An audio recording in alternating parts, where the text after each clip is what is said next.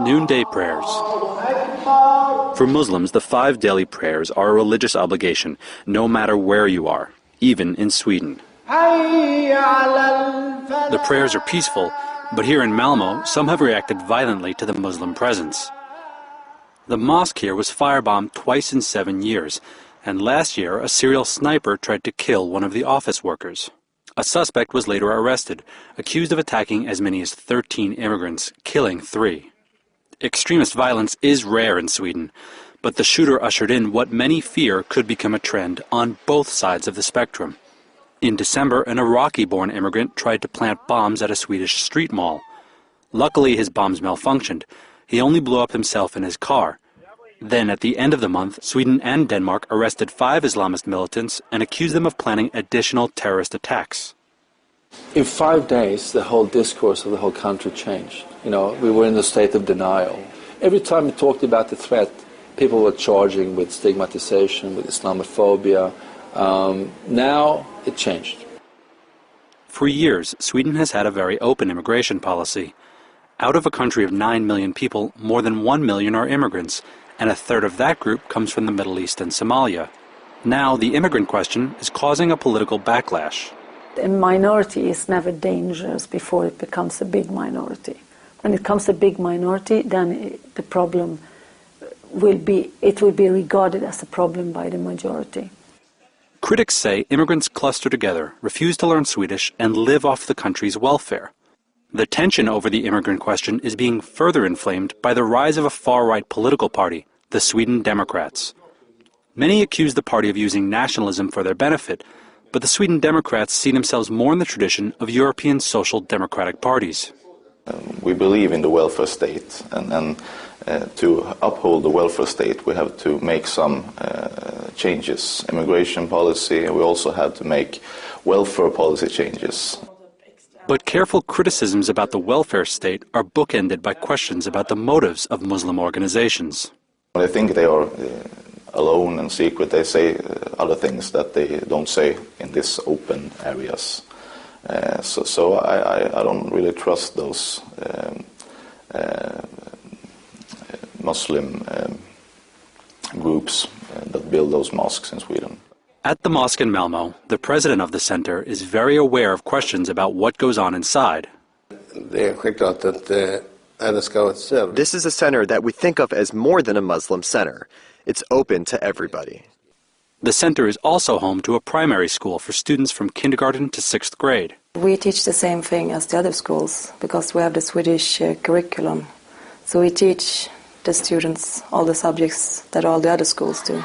Students at the school also take classes in religion.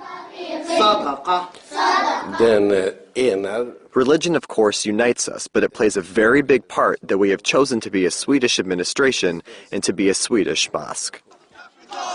The Islamic Center has been successful in recruiting teachers and students because tolerance is a celebrated value in Sweden.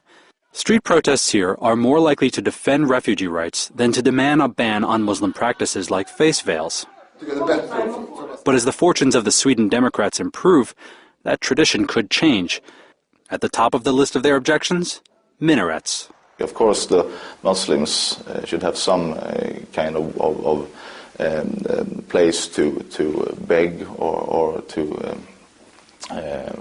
hook up to meet, but not those big complex buildings with those minarets. I don't think that's not a Swedish thing. How the country decides what is Swedish is hardly a simple question, and how it's answered could have implications for countries far beyond Scandinavia. If we can't get it right, what is a recipe for the rest of Europe who have much more backward policies in terms of social challenges that they are facing? For MSNBC.com, I'm Matthew Rivera.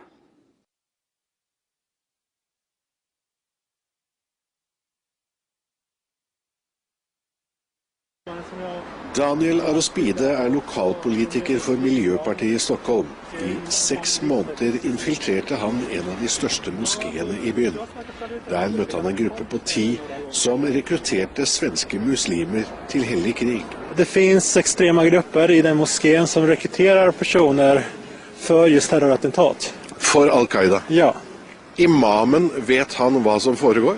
Han vet vad som försiggår där, att det finns grupper, personer som tillhör extrema grupper, ja, som regelbundet tar kontakt med enskilda personer i moskén så att säga. Är det så att personen är singel så betalar de honom lite pengar. Är det så att personen har familj så lovar de mycket pengar till familjen ifall han väljer att dölja hans namn, ja.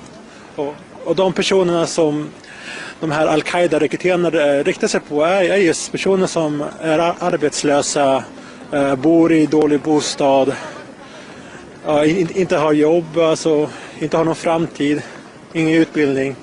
Var det mye tale om jihad i moskén? Ja, det har varit väldigt mycket tal om jihad inne i moskén, ja. Hva sa de om jihad? Ja, att man ska fortsätta kriget mot de orena, oheliga, otrogna, ja. Mot svensker? Mot svensker, ja. Lørdagens selvmordsbomber kom ikke overraskende på Daniel Arospide. Jag hade det på känn att det skulle hända något i Stockholm. Jag hade bara på känn att det kommer någon bomb förr eller senare i Stockholm. Vi kommer inte kunna komma undan det så att säga. Tror du det kommer fler terrordåder i Sverige? Det tror jag säkert. Tror du at det finns sovende terrorceller i Sverige i dag, i Stockholm? Ja, det tror jag definitivt att de finns. De 10 personer som var där i moskén har väldigt fria tyglar. Att kunna göra vad de vill i Sverige. Og de er i stand til å gjøre terrordåd? Ja, alltså de skulle kunna göra väldigt mycket värre saker. Som? Spränga ett kärnkraftverk.